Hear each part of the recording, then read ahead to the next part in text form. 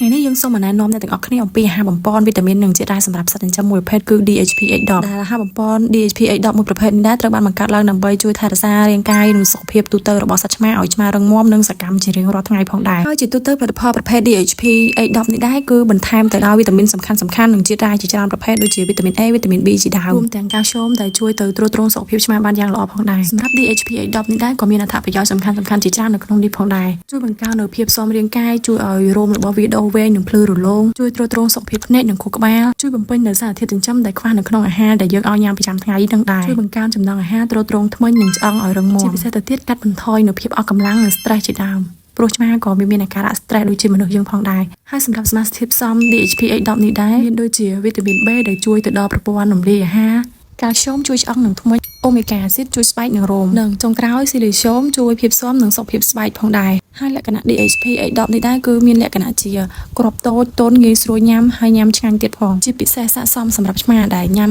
អាហារមិនគ្រប់សារធាតុចិញ្ចឹមឆ្មាដែលរោមជ្រុះឬរោមមិនភ្លឺឆ្មាខ្សោយឬឆ្មាចាស់ដែលត្រូវការអាហារបំប៉នបន្ថែមប្រចាំថ្ងៃហើយជាទូទៅសម្រាប់ឆ្មាយើងតែងតែណែនាំឲ្យញ៉ាំមួយគ្រាប់ក្នុងរយៈពេល1ថ្ងៃឬប្រើមើលទៅតាមការណែនាំនៅលើកញ្ចប់ផលិតផល